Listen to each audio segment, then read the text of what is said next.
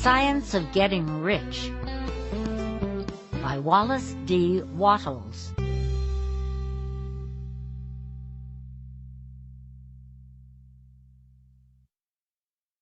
Preface. This book is pragmatical, not philosophical. A practical manual, not a treatise upon theories. It is intended for the men and women whose most pressing need is for money, who wish to get rich first and philosophize afterward. It is for those who have, so far, found neither the time, the means, nor the opportunity to go deeply into the study of metaphysics, but who want results and who are willing to take the conclusions of science as a basis for action, without going into all the processes by which those conclusions were reached. It is expected that the reader will take the fundamental statements upon faith, just as he would take statements concerning a law of electrical action if they were promulgated by a Marconi or an Edison, and, taking the statements upon faith, that he will prove their truth by acting upon them without fear or hesitation. Every man or woman who does this will certainly get rich, for the science herein applied is an exact science, and failure is impossible. For the benefit, however, of those who wish to investigate philosophical theories and so secure a logical basis for faith, I will here cite certain authorities. The monistic theory of the universe, the theory that one is all and that all is one, that one substance manifests itself as the seeming many elements of the material world, is of Hindu origin and has been gradually winning its way into the thought of the Western world for 200 years. It is the foundation of all the Oriental philosophies, and of those of Descartes, Spinoza, Leibniz, Schopenhauer, Hegel, and Emerson. The reader who would dig to the philosophical foundations of this is advised to read Hegel and Emerson for himself. In writing this book, I have sacrificed all other considerations to plainness and simplicity of style, so that all might understand. The plan of action laid down herein was deduced from the conclusions of philosophy. It has been thoroughly tested and bears the supreme test of practical experiment. It works. If you wish to know how the conclusions were arrived at, read the writings of the authors mentioned above. And if you wish to reap the fruits of their philosophies in actual practice, read this book and do exactly as it tells you to do. The author. Chapter 1. The Right to be Rich. Whatever may be said in praise of poverty, the fact remains that it is not possible to live a really complete or successful life unless one is rich. No man can rise to his greatest possible height in talent or soul development unless he has plenty of money.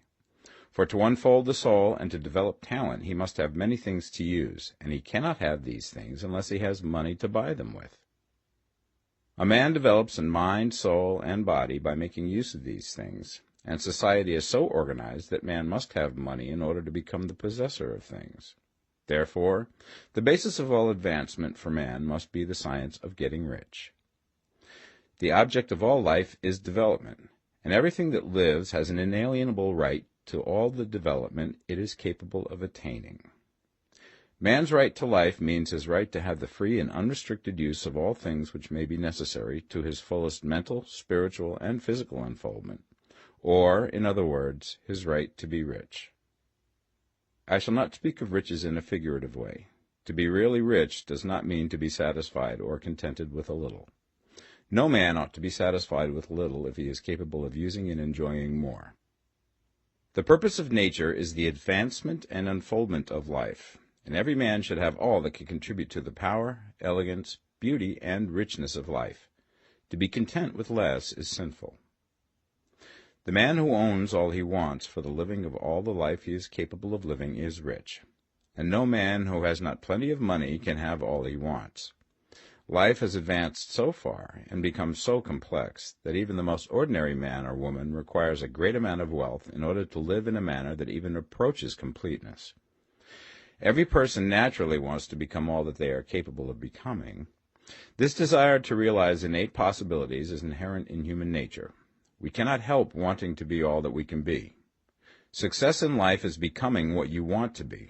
You can become what you want to be only by making use of things, and you can have the free use of things only as you become rich enough to buy them. To understand the science of getting rich is therefore the most essential of all knowledge. There is nothing wrong in wanting to get rich. The desire for riches is really the desire for a richer, fuller, and more abundant life, and that desire is praiseworthy. The man who does not desire to live more abundantly is abnormal, and so the man who does not desire to have money enough to buy all he wants is abnormal. There are three motives for which we live. We live for the body, we live for the mind, we live for the soul. No one of these is better or holier than the other. All are alike desirable, and no one of the three, body, mind, or soul, can live fully if either of the others is cut short of full life and expression. It is not right or noble to live only for the soul and deny mind or body, and it is wrong to live for the intellect and deny body or soul. We are all acquainted with the loathsome consequences of living for the body and denying both mind and soul, and we see that real life means the complete expression of all that man can give forth through body, mind, and soul. Whatever he can say, no man can be really happy or satisfied unless his body is living fully in every function, and unless the same is true of his mind and his soul. Wherever there is unexpressed possibility, or function not performed, there is unsatisfied desire. Desire is possibility seeking expression, or function seeking performance. Man cannot live fully in body without good food, comfortable clothing, and warm shelter, and without freedom from excessive toil. Rest and recreation are also necessary to his physical life. He cannot live fully in mind without books and time to study them, without opportunity for travel and observation, or without intellectual companionship. To live fully in mind, he must have intellectual recreations, and must surround himself with all the objects of art and beauty he is capable of using and appreciating. To live fully in soul, man must have love, and love is denied expression by poverty. A man's highest happiness is found in the bestowal of benefits on those he loves. Love finds its most natural and spontaneous expression in giving. The man who has nothing to give cannot fill his place as a husband or father, as a citizen or as a man. It is in the use of material things that a man finds full life for his body, develops his mind, and unfolds his soul. It is therefore of supreme importance to him that he should be rich. It is perfectly right that you should desire to be rich. If you are a normal man or woman, you cannot help doing so. It is perfectly right that you should give your best attention to the science of getting rich, for it is the noblest and most necessary of all studies. If you neglect this study, you are derelict in your duty to yourself, to God, and humanity, for you can render to God and humanity no greater service than to make the most of yourself. Chapter 2. There is a science of getting rich. There is a science of getting rich, and it is an exact science, like algebra or arithmetic. There are certain laws which govern the process of acquiring riches. Once these laws are learned and obeyed by any man, he will get rich with mathematical certainty. The ownership of money and property comes as a result of doing things in a certain way. Those who do things in this certain way, whether on purpose or accidentally, get rich, while those who do not do things in this certain way, no matter how hard they work or how able they are, remain poor. It is a natural law that like causes always produce like effects, and therefore any man or woman who learns to do things in this certain way will infallibly get rich. That the above statement is true is shown by the following facts. Getting rich is not a matter of environment, for if it were, all the people in certain neighborhoods would become wealthy. The people of one city would all be rich, while those of other towns would all be poor. Or the inhabitants of one state would roll in wealth, and those of an adjoining state would be in poverty. But everywhere we see rich and poor living side by side, in the same environment, and often engaged in the same vocations. When two men are in the same locality and in the same business, and one gets rich while the other remains poor, it shows that getting rich is not primarily a matter of environment. Some environments may be more favorable than others, but when two men in the same business are in the same neighborhood, and one gets rich while the other fails, it indicates that getting rich is the result of doing things in a certain way. And further, the ability to do things in this certain way is not due solely to the possession of talent, for many people who have great talent remain poor, while others who have very little talent get rich. Studying the people who have gotten rich, we find that they are an average lot in all respects, having no greater talents and abilities than other men. It is evident that they do not get rich because they possess talents and abilities that other men have not, but because they happen to do things in a certain way. Getting rich is not the result of saving or thrift. Many very penurious people are poor, while free spenders often get rich. Nor is getting rich due to doing things which others fail to do. For two men in the same business often do almost exactly the same things, and one gets rich while the other remains poor or becomes bankrupt. From all these things, we must come to the conclusion that getting rich is the result of doing things in a certain way. If getting rich is the result of doing things in a certain way, then any man or woman who can do things in that way can become rich, and the whole matter is brought within the domain of exact science. The question arises here whether this certain way may not be so difficult that only a few may follow it. This cannot be true, as we have seen, so far as natural ability is concerned. Talented people get rich, and blockheads get rich. Intellectually brilliant people get rich, and very stupid people get rich. Physically strong people get rich, and weak and sickly people get rich. Some degree of ability to think and understand is, of course, essential. But insofar natural ability is concerned, any man or woman who has sense enough to read and understand these words can certainly get rich. Also, we have seen that it is not a matter of environment. Location counts for something. One would not go to the heart of the Sahara and expect to do successful business. Getting rich involves the necessity of dealing with men and of being where there are people to deal with. And if these people are inclined to deal in the way that you want to deal, so much the better. But that is about as far as environment goes. If anybody else in your town can get rich, so can you. And if anybody else in your state can get rich, so can you. Again, it is not a matter of choosing some particular business or profession. People get rich in every business and in every profession, while their next-door neighbors in the same vocation remain in poverty. It is true that you will do best in a business which you like and which is congenial to you. And if you have certain talents which are well developed, you will do best in a business which calls for the exercise of those talents. Also, you will do best in a business which is suited to your locality. An ice cream parlor would do better in a warm climate than in Greenland, and a salmon fishery will succeed better in the Northwest than in Florida, where there are no salmon. But aside from these general limitations, getting rich is not dependent upon your engaging in some particular business, but upon your learning to do things in a certain way. If you are now in business and anybody else in your locality is getting rich in the same business, while you are not getting rich, it is because you are not doing things in the same way that the other person is doing them.